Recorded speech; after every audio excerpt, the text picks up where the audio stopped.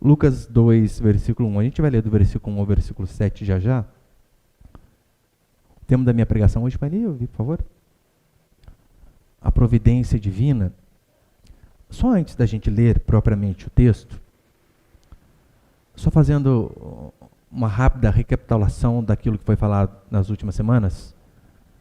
No domingo passado eu falei sobre a importância do papel de João Batista, que o Senhor o enviou antes de Jesus para ser o seu precursor, aquele que prepararia o caminho do Senhor. E a forma de se preparar o caminho do Senhor era através da pregação genuína do Evangelho. E qual é essa pregação? A pregação do arrependimento. Foi isso que João Batista fez, foi isso que Jesus Cristo fez, que os apóstolos e todos fizeram. Pregação do Evangelho. Sabe o que é interessante a respeito de João? Ele batizava, só que ele batizava ímpios, quem não era judeu. Só que então alguns judeus também começaram a ouvir a pregação dele e se arrependeram de seus pecados. Judeu, para ficar mais fácil de entendermos, é o crente de hoje. Ou seja, João Batista veio pregar para os crentes porque os crentes não eram crentes. Eles tinham o livro certo, o Deus correto, mas ainda assim não tinham se convertido verdadeiramente. Então João Batista vem com a mensagem para que o povo de Deus se arrependesse. E é claro que nós precisamos de homens como João Batista hoje também. Porque se tem um povo que precisa ouvir a pregação do Evangelho, é quem? Os crentes. Aqueles que estão dentro das igrejas. Ou você acha que de fato todo aquele que frequenta uma igreja é verdadeiramente cristão? Isso é ilusão. Paulo diz, nem todos que são de Israel são de fato israelitas. Nós não podemos cair nesta falácia de achar que todo aquele que frequenta uma igreja é crente. E como que nós conhecemos? É através do fruto, dos frutos de cada pessoa. Lucas, ele resume a pregação de João Batista em uma frase: arrependei-vos, porque está próximo o reino dos céus. Eu falei na última semana, isso aqui é o prumo que nós devemos colocar todos os pregadores. Eu e qualquer outro. Você precisa ouvir a nossa mensagem e ver. Ele está pregando como João, como Jesus, como os discípulos. Se a nossa mensagem não é como esta, é porque não estamos pregando aquilo que Deus ordenou. E é tão certo que a pregação do Evangelho, ela tem se deteriorado tanto, mais tanto, mais tanto. Na verdade, ela tem fugido dos púlpitos. E a prova disso, sabe qual é? Nós vemos hoje na igreja, não é no mundo, apologia, literalmente apologia ao aborto. Eu já vi da boca de pastores dizer, olha, eu sou a favor do aborto, eu não vou falar com o Edir Macedo para não ficar expondo, mas ele dizer com a boca dele, não, eu sou a favor do aborto, por quê? Vai colocar uma criança pobre no mundo para passar dificuldade? Então é assim agora, pobre não tem direito nem de nascer. É isso que as igrejas têm se tornado a cada dia mais. Olha, o quanto a sensualidade tem aumentado dentro da igreja. Às vezes não conseguimos fazer a diferenciação da roupa de uma irmã para uma piriguete. É quase a mesma coisa. Às vezes a irmã até ela cobre mais, mas extremamente justo, sensual, que você olha, você consegue ver toda a silhueta. Dentro da igreja, sensualidade é absurdo. O que tem de crente que posta foto de biquíni sem camisa na praia que não está nos scripts. Só que nós achamos que é normal. Não tem problema, fui passear, coloquei no status, Facebook, Instagram. Não tem problema. Como assim? Olha o namoro dos crentes. Não tem diferença nenhuma no namoro daqueles que não são crentes. Quando no muito não tem relação. E olha lá, sempre dá uma escorregadinha, quase que de propósito, né? É porque o Evangelho não tem sido de fato pregado. E a culpa disso, em primeiro lugar, sabe quem é? É nossa. Nossa, dos pastores que estão nos púlpitos. Daqueles que estão preocupados mais em massagear o ego das pessoas, do que em nome de Deus confrontar o pecado para que a pessoa mude. Nós somos os primeiros culpados, com certeza, porque quando não se prega sobre o arrependimento, o que este pastor está fazendo, ele está contribuindo para a condenação dos membros. Igreja que não prega sobre arrependimento, as pessoas não se convertem. Não se convertendo, elas vão para o inferno, mesmo uma vida inteira na igreja. É assim que funciona. Então, quando não é pregado sobre arrependimento, o pastor está contribuindo para a condenação dessas pessoas e para a degradação moral da igreja de Deus. Sim, para a degradação moral. Quantos hoje têm a coragem de fazer como João fazia?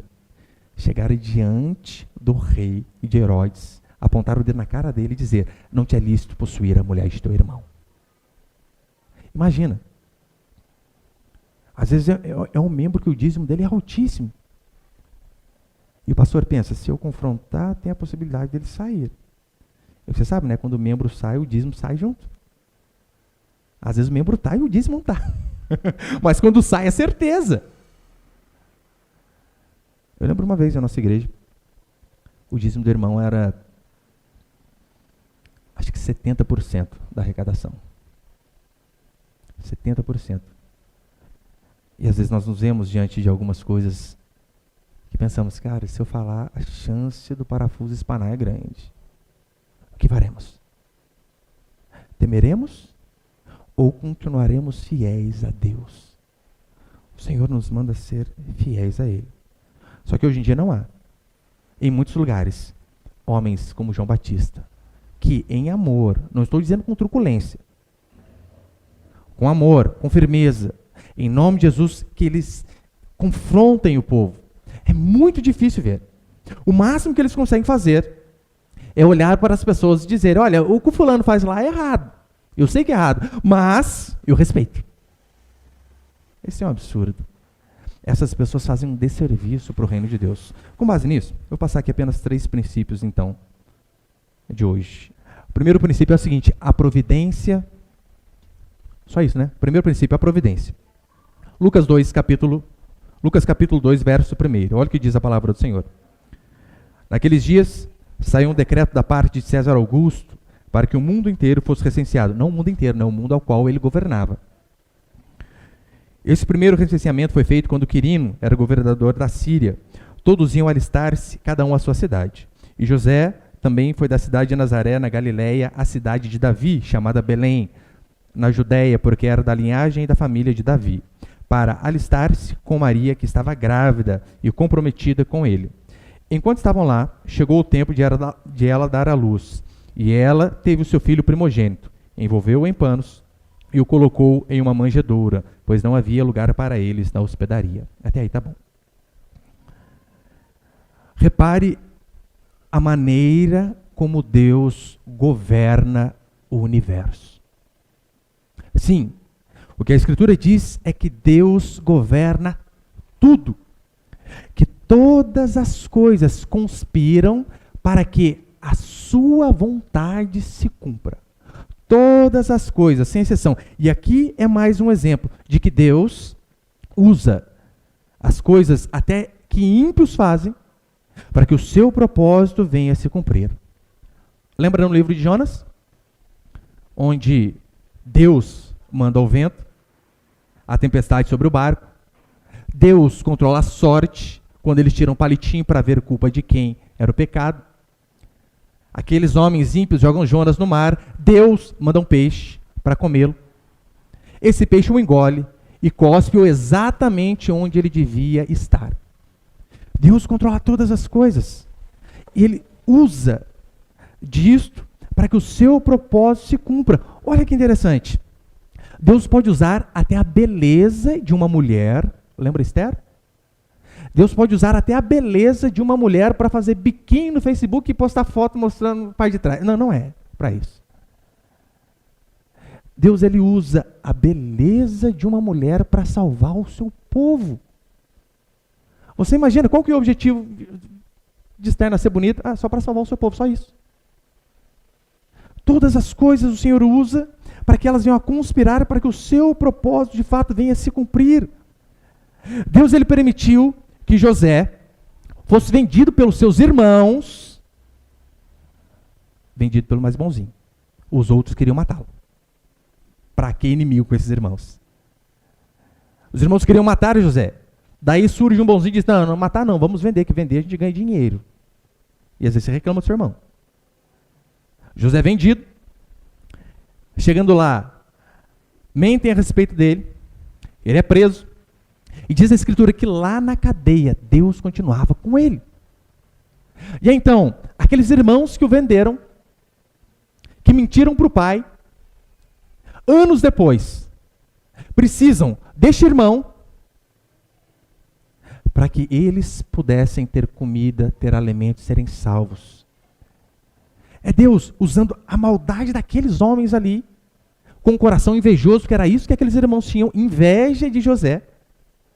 E então Deus usa aqueles corações invejosos para que José fosse vendido, sofresse, fosse preso, passasse tudo o que ele passou, para que ele fosse alçado a 02 do Egito. E então, através da sua habilidade na administração das coisas, aqueles irmãos que iriam morrer de fome vêm até ele, têm alimento, voltam, buscam o pai, e a família tem amparo. E detalhe, dentre os irmãos de José havia um chamado Judá. Sabe quem foi Judá? Judá foi aquele da qual o Senhor prometeu que daquela tribo viria o Messias. Se José cantasse sabor de mel e não resolvesse atender aos seus irmãos, sabe o que aconteceria? Estaríamos todos no inferno. Mas graças a Deus, esse homem não agiu com a emoção, mas agiu com a razão, segundo a sabedoria que Deus lhe deu. Deus pode usar até a maldade humana para que os seus decretos se cumpram. Foi assim com Judas. Deus usou o coração avarento daquele homem para que o seu filho fosse entregue e o propósito dele se cumprisse. Para que eu e você venhamos de fato a perceber que não há 1 centímetro quadrado neste universo ao qual o nosso Deus não governe. Não há. Ele é soberano e governa sobre todas as coisas, inclusive sobre os governantes ímpios. É o que nós acabamos de ler. César Augusto era ímpio, cheio de motivações ímpias, e Deus usa aquele coração corrupto para que o seu propósito se realizasse. Esse governador, via de regra, assim funcionava. Ele tinha pelo menos 2 motivos para fazer o censo. O primeiro era contar o seu exército. Porque se eu sei que eu tenho 10 mil soldados e o exército ali tem 15, eu não vou ser louco de enfrentá-lo. Vou me resguardar. Mas talvez não foi esse. É bem provável que não seja esse o motivo de César Augusto fazer o censo. Mas a segunda opção, que a maioria dos teólogos dizem que era para contar o povo para cobrar imposto. Porque eu, sabendo quantas pessoas há sobre o meu domínio, eu sei quanto eu preciso receber de imposto. E se eu não recebo aquela quantia e não bate com a minha tabela, eu sei que alguém está sonegando. Verifico e mato, resolvo o problema. Este governante ímpio com suas motivações ímpias, Deus o usou para que o seu plano tivesse um propósito definido e então as coisas acontecessem do jeito que ele queria. Você consegue imaginar José? Se coloque no lugar de José, meu irmão. Você está lá, em Nazaré, sossegado, com a sua esposa quase torando com o barrigão, 9 meses. E então sai um decreto que você precisa se alistar na sua cidade natal. E você tem que caminhar nada mais, nada menos que 140 quilômetros. Essa era a diferença. A quilometragem, 140 quilômetros. Sem uma mulher grávida, eles levariam cerca de 4 dias, caminhando 35 quilômetros por dia, que era o que eles caminhavam. Você imagina José? José tinha motivo para aloprar. Claro que tinha. Esse governador insensível. Eu estou vendo que eu estou com uma mulher grávida aqui, gente. Como que eu vou caminhar 140 quilômetros, no máximo um jumentinho? Não, não tinha Uber. Era a pé ou de jumento. Você imagina ele? Rapaz, minha mulher está grávida. Você tem noção do que é isso? Quem aqui tem esposa grávida sabe como que é, além de ficar doida a mulher? Imagina você chegar para sua mulher grávida e falar para ela, vamos caminhar. Não, a rua de trás ela já reclama. Não, amor, rapidinho, 140 km, 4 dias a gente chega no destino. Pronto, a chance de acabar o casamento é grande. Ele poderia dizer, olha, vocês vão me obrigar a me arriscar na estrada, porque sim, havia risco. Vocês vão me obrigar a colocar a saúde do meu filho em risco. É isso que vocês vão fazer? Percebeu que nós ficamos, às vezes, irados com as maldades perpetradas pelos governantes? pelos poderosos, José e Maria tinham motivo, com certeza. Mas sabe o que é interessante? Ele executa aquela ordem. Anos mais tarde, ele e Maria conseguem perceber que Deus estava no controle até sobre aquele decreto que parecia algo horrível. Ele entendeu, foi para que se cumprisse o que Deus tinha dito. Porque esta era a palavra, que o Messias nasceria em Belém.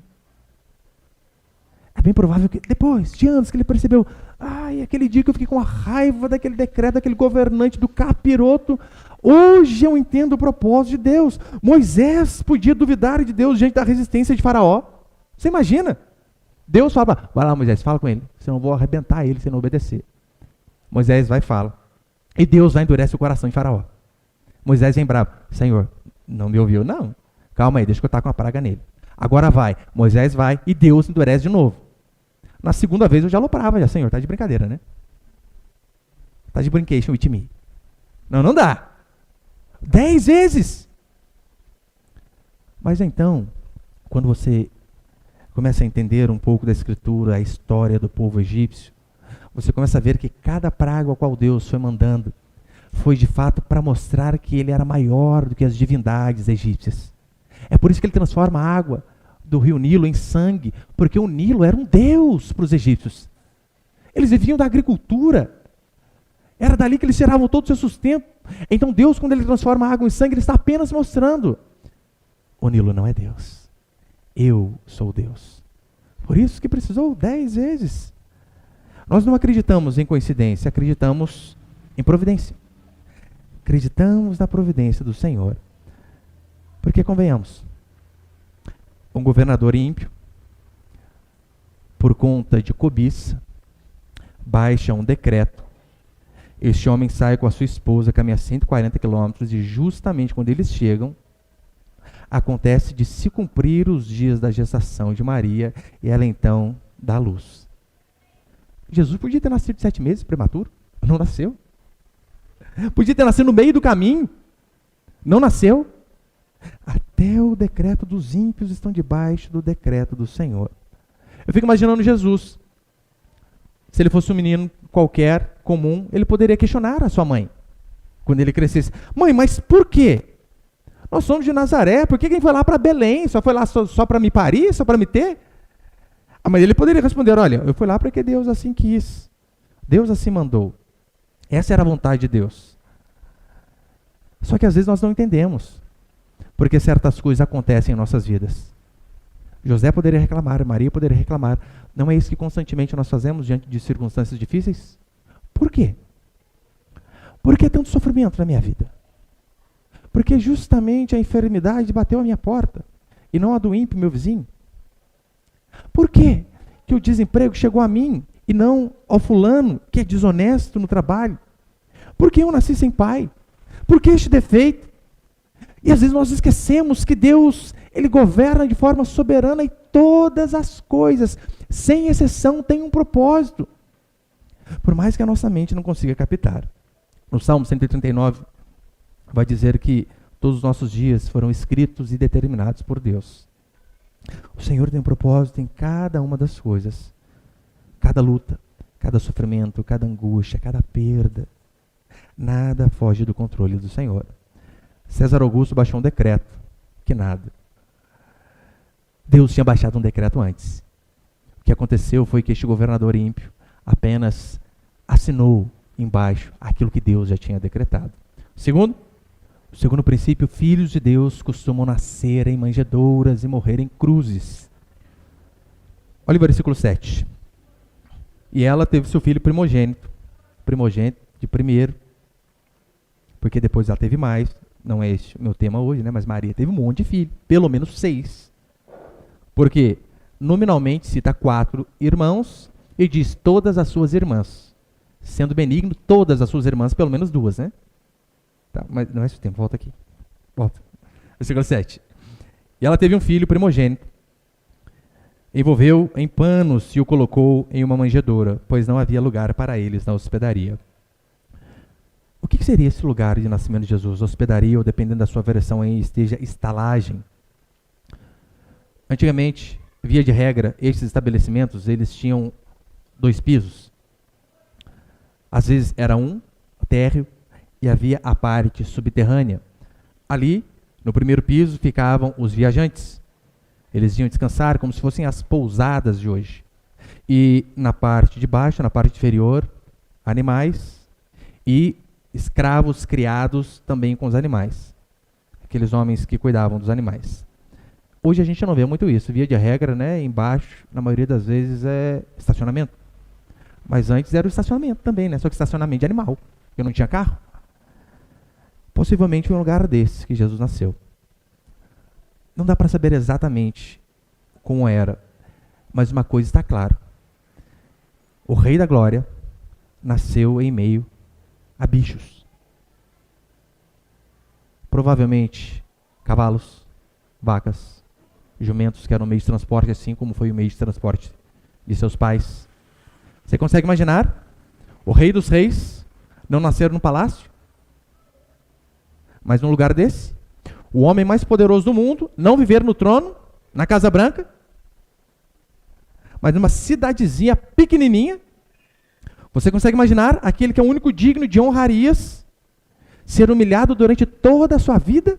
Foi exatamente o que aconteceu com ele. Eu fico imaginando Maria. Imagina que você, minha irmã, estivesse no lugar de Maria. O anjo vem e está ali, ó, faz a promessa para você. Esse menino será grande. Então você vê as pessoas falando a respeito dele. As pessoas dizendo grandes coisas. Isabel tem um filho antes dela e diz, não, mas o grande vai ser o seu filho. Você imagina ser, irmã? Né? Já estufa o peito, já, né? Então, ela vê o seu filho nascer em um estábulo. Pior que o SUS. Literalmente. É colocado não em um berço de ouro. Mas ali é onde os animais comiam. Provavelmente de uma forradinha, colocou um feno, uma palha, paninho por cima. Deita aí, menino, que esse é o único lugar que tem. Maria poderia ficar doida da vida, dizendo, anjos mentirosos, como pode? Falsos profetas do inferno, seus coaching malditos, me enganaram lá atrás. Não aconteceu como eles disseram. Sabe a diferença? As coisas que Maria não entendia, diz a Escritura que ela guardava no coração, dizendo, eu creio que Deus é bom, que Ele está no governo de todas as coisas. Agora os meus olhos não conseguem vislumbrar a realidade. Mas uma coisa eu sei, Deus está no controle. Abraão também, ele andou pelas mesmas pegadas. Quando Deus chega a ele e diz, Abraão, sai da tua terra, da tua parentela e vai para a terra que eu vou te mostrar. Ele só não mostrou. Apenas vai, sem GPS, sem Google Maps, sem nada. Primeiro cruzamento, pronto, a cabeça do homem já bugou. Para onde que eu vou? Esquerda, direita, sigo em frente? Volto. Você imagina? Quando Deus deu filho a Abraão, e logo depois do menino nascer, lembrando, velho, 100 anos, sua esposa estéril. Aí Deus diz, Abraão, que benção. Tá rindo à toa, né? Por isso colocou Isaac o nome dele. Agora eu quero churrasquinho de Isaac, Abraão. Sim. Prepara ali, né? Churrasqueira boa. Ele leva o menininho. Imagina a angústia daquele pai subindo o monte de mão dada, com o menininho perguntando, ué pai, o altar está aqui. Cadê o sacrifício? Imagina você como pai. O que Abraão fez? Creu. Hebreus responde qual era a fé que este homem tinha. Sabe qual? Ele queria que Deus era poderoso para fazer o seu filho ressuscitar até dos mortos. Ou seja, ainda que eu passe o machado no meio dele, Deus é poderoso para unir novamente. Os irmãos lembram do desfecho, né? Quando ele levanta o cutelo, então o Senhor diz, não, Abraão, não faça isso. Ele olha do lado e tinha um cordeiro, um sacrifício, amarrado no arbusto. Só que às vezes nós não cremos. Nós achamos linda essa história. Só que daí quando chega a nossa vez, o que a gente faz? Se desespera. Mas como? As coisas estão dando errado. Eu sou fiel a Deus e tal, mas agora eu não vejo um horizonte palpável. Estou perdido. Mas calma aí. Às vezes você lê, você crê, você ensina a outros. Mas quando chega para você Você não consegue crer em tudo aquilo que Deus disse? Hoje, eu e você ouvimos claramente a voz de Deus, como Abraão ouviu. A diferença é que nós ouvimos através da Escritura. Como já disseram, né? Quer ouvir a voz de Deus? Leia a Bíblia. Quer ouvir a voz de Deus de forma audível? Leia a Bíblia em voz alta. Você vai ouvir o Senhor. Deus fala conosco através da Escritura, através de um sermão expositivo, através de circunstâncias, de pessoas. Mas ainda assim, muitos ficam na dúvida em relação ao que fazer. Muitos ficam na dúvida e às vezes até deixam de obedecer. Eles sabem, olha, está claro. Este é o mandamento e é isto que eu devo fazer. Mas será? Quantas pessoas eu já vi, principalmente mulheres, às vezes é aquele medo de ficar para a titia que pensa, ai, que aparecer, eu pego. Esquece que há um princípio, que é necessário que as fés comunguem, que é necessário que haja pensamento igual, do contrário não há relacionamento que ande. Não creem. A palavra não falhou com Jesus, porque ele sabia que o reino dele não era aqui, deste mundo. E desde o começo, já estava escrito, Miqueias disse, e tu, Belém, pequena demais para figurar entre o grupo das grandes de Judá, de ti sairá o que há de governar as nações. Estava tudo escrito a respeito do nosso Senhor, por isso ele não temeu.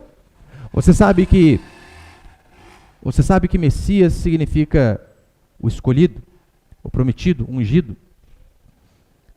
Você imagina, Jesus dizendo para todos, eu sou o prometido. E todos vendo aquilo que ele passou durante toda a sua vida. O sofrimento não acabava mais. Sabe qual era a esperança dele? Ele lembrava de Isaías 53, onde dizia que ele seria o mais desprezado, insignificante, que as pessoas virariam o rosto para ele. Todas as coisas estavam debaixo do controle do Senhor. Mas você sabia que assim como aconteceu com ele, também acontece com os filhos de Deus? Via de regra, eu não estou aqui para desanimar você, minha irmã, de forma alguma. Mas via de regra, a vida de crente é uma vida sofrida. Crente sofre. Crente passa por angústia, por problemas. Fica desempregado, passa por luto. Acontecem essas coisas. E Deus escolheu a nós, já nos dando essa certeza de que no mundo teríamos aflições. Eu não estou dizendo que todo filho de Deus vai ser um pobre, quebrado. Claro que não. Há exceções. Sim, nós vemos a Escritura. Lígia era próspera e a sua prosperidade foi usada para que a igreja avançasse. Nós vemos José de Arimateia, que tinha contato com o governante, tanto é que ele vai e pega o corpo de Jesus. Nós vemos Davi, o homem rico. Só que, via de regra, a maioria segue o caminho dos apóstolos. Quantos apóstolos morreram bem? De morte morrida, saudável? Só João. Isso porque alguns historiadores vão dizer que quando ele foi levado para a ilha de Patmos, ele foi jogado num caldeirão fervente e Deus miraculosamente o salvou.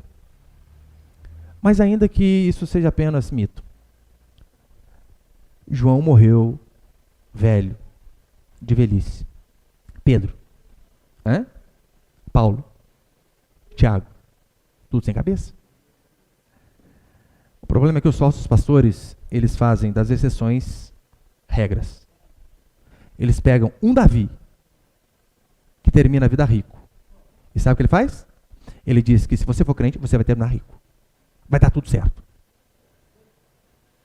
Eles pegam a exceção, e da exceção eles fazem a regra, e daquilo que é regra eles dizem, é heresia. Quando nós falamos que sim, que o crente sofre, passa por angústias, por sofrimento, eles dizem heresia. Onde já se viu isso? Se você é filho de Deus, você vai ser cabeça, vai dar tudo certo. É mesmo. Olha para cá, irmãos, por favor. Qual que é a expectativa que você tem para esse mundo, meu irmão e minha irmã? É ser um sucesso? É conseguir grandes coisas? Reconhecimento, fama? Não, isso não é o cristianismo.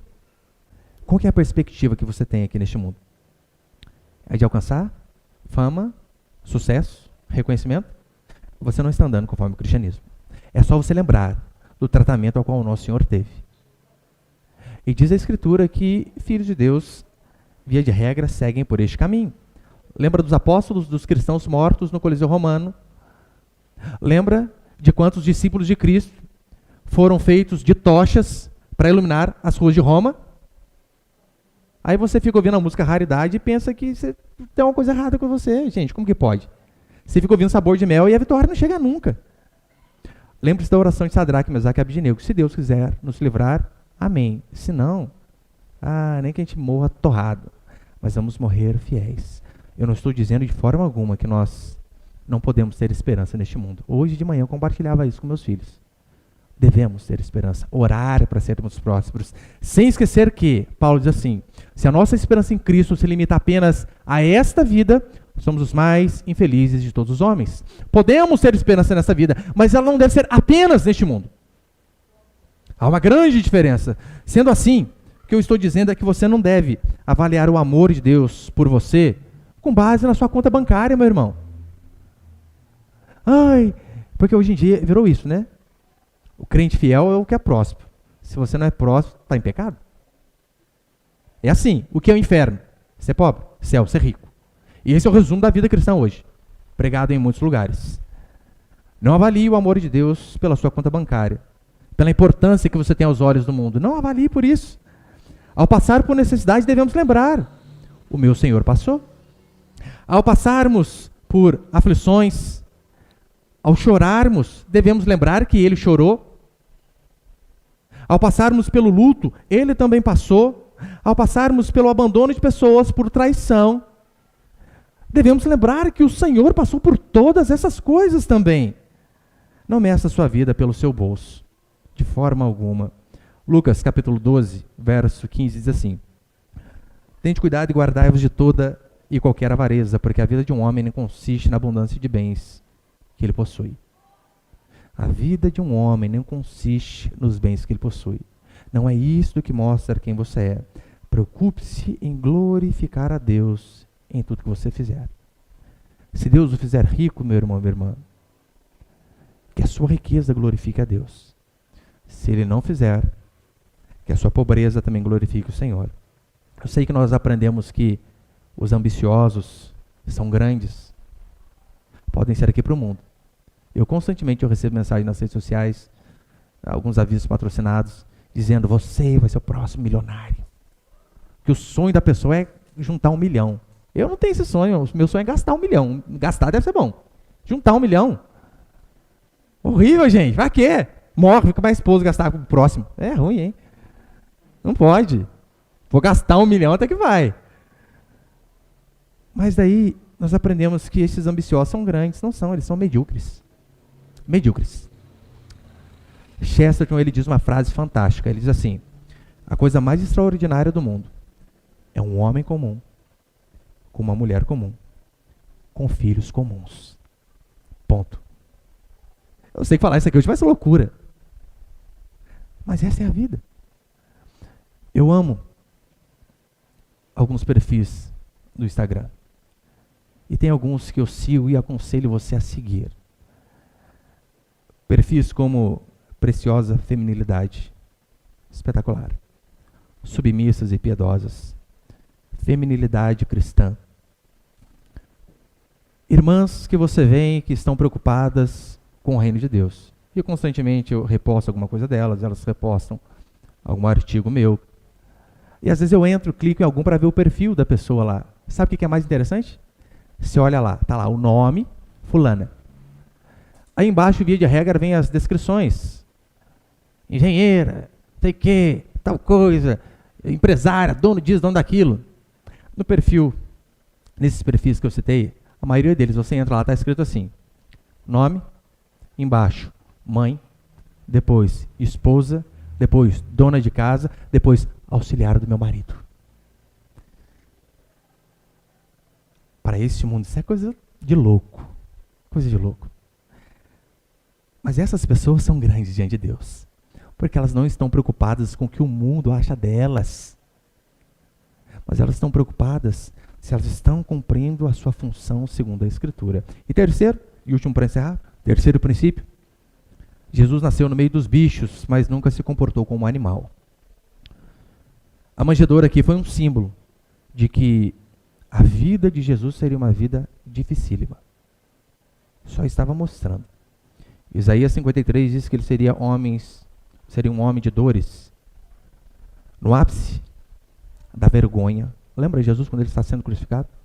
No ápice da vergonha, da humilhação, do espancamento, da dor. Qual foi a retribuição que ele deu para aquelas pessoas que estavam ali zombando dele? Ele não retribuiu o mal com o mal. Lembra quando ele diz? Pai, perdoa-os. Eles não sabem o que fazem. Pessoas hoje, dentro das igrejas, elas citam um passado difícil para justificar o seu comportamento atual.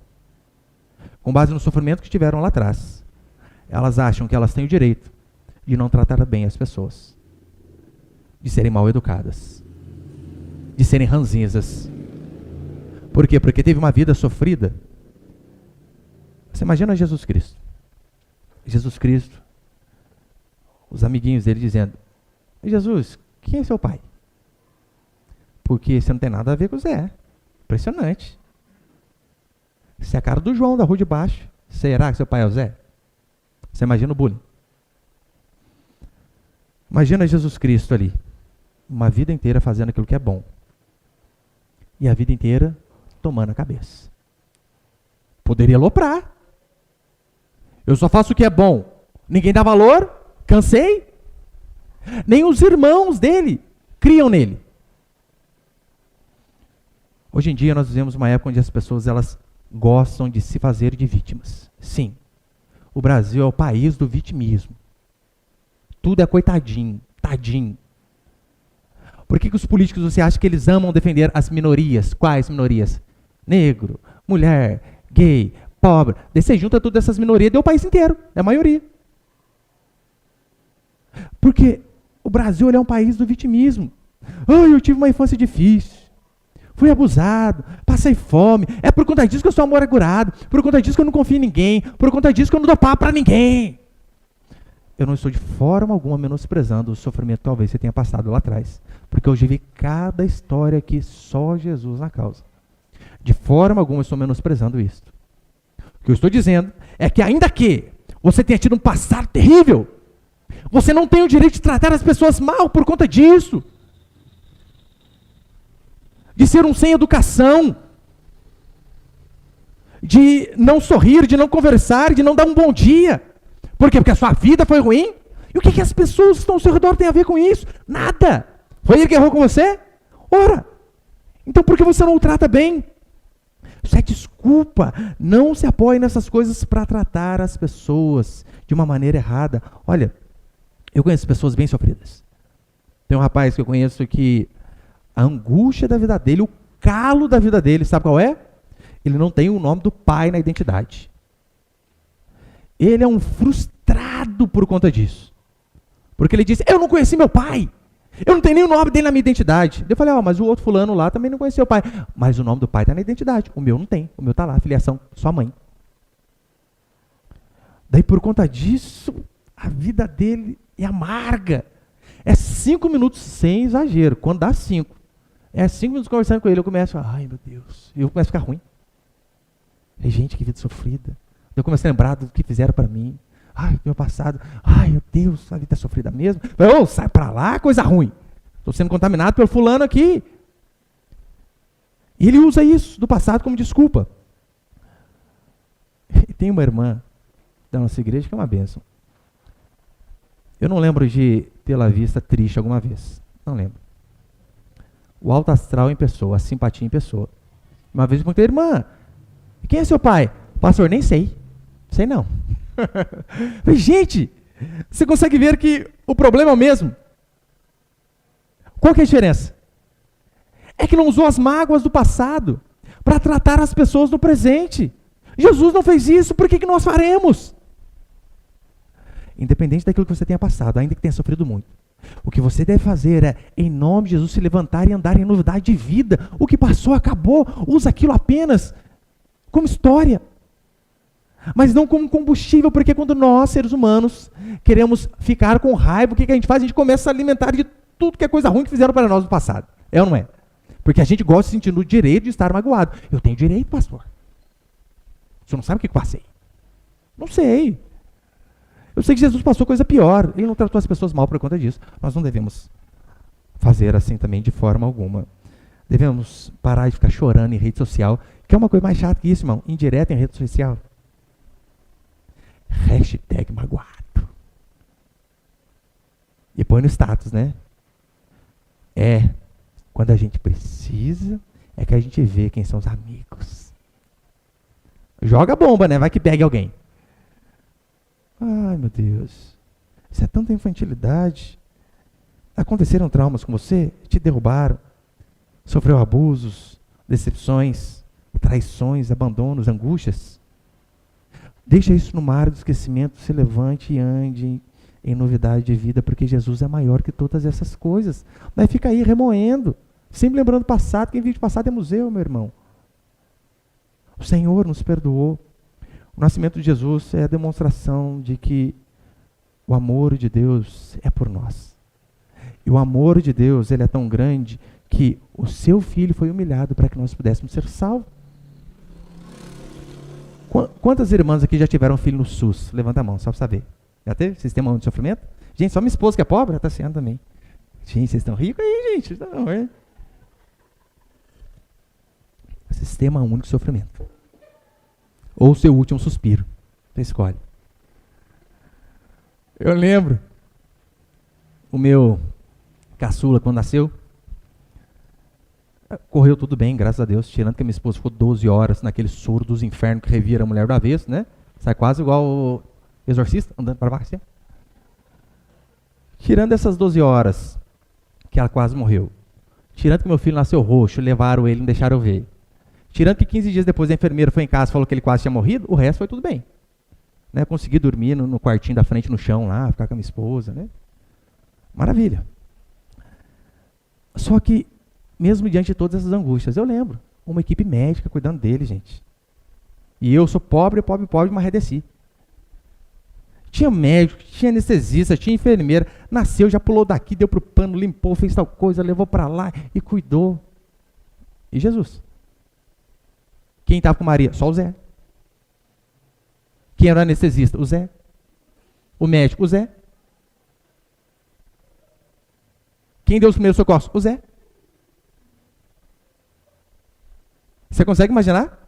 José teve que incorporar um médico na hora, gente. Pega cordão, Zé, não sei, nunca tive, Maria, vamos ver o que faz agora. Não tinha e-book para ele ler como que era o procedimento. Aí o meu filho, mesmo no Sistema Único de Saúde, nasce e tem uma equipe cuidando. Jesus nasce só com seu pai e com a sua mãe. E não é colocado num berço, mas num lugar de alimento de animal. Se nós passássemos por isso hoje, ficaríamos indignados, colocaríamos até no Facebook, absurdo a Santa Casa desta cidade. É ou não é? Colocaríamos. Eu lembro, eu assisti o parto do lado, é uma maravilha, assistir parto, parque da sua esposa, adoro essas coisas. Eu lembro depois aquele cheirinho de bebê limpo. Que legalzinho, né? Depois que mostrava para mim, né? Ficou um tempão escondido lá. Qual que é o cheiro que Jesus teve? Provavelmente de estrume. Era o que estava ao seu redor. O meu filho nasceu, os enfermeiros deram banho nele em água potável. Água limpa. Jesus Cristo, provavelmente, seu primeiro banho era a água que os animais bebiam. Sabe o que é interessante? Deus permite toda essa humilhação na vida de seu filho. Que ele nascesse numa situação precária como esta. Que ele tivesse uma vida de sofrimento, angústia e morresse pior do que nasceu. Nasceu mal, morreu pior. Esse é o resumo da vida do nosso Senhor terrena. E o Senhor permite todas essas coisas para que pessoas podres e corruptas como nós pudéssemos ter a oportunidade de ser salvos. Para que nós pudéssemos olhar para essa história, para aquele sangue vertido no Calvário, para aquela cruz que era sinônimo de humilhação, onde o nosso Senhor foi crucificado no meio de bandidos. Além de toda uma vida de angústia termina no meio de bandidos. para que eu e você pudéssemos ser salvos. Ainda que eu e você venhamos passar muitas dificuldades, jamais devemos esquecer. O Senhor governa todas as coisas. E ainda que nós não entendamos, o que diz a Escritura é que todas as coisas cooperam para o bem daqueles que amam a Deus. Não diz todas as coisas boas. Todas as coisas são todas boas e más. Se você de fato crê que o Senhor governa de forma absoluta, não temos por que temer. Porque pode o Dória ferrar com o nosso estado de novo. Pode. Faz vermelha, roxa, preta. Nós sabemos que ele não faz nada que o nosso Senhor não autorize. Porque quem governa verdadeiramente é o nosso Senhor, o Rei dos Reis e o Senhor dos Senhores. Amém, meus irmãos?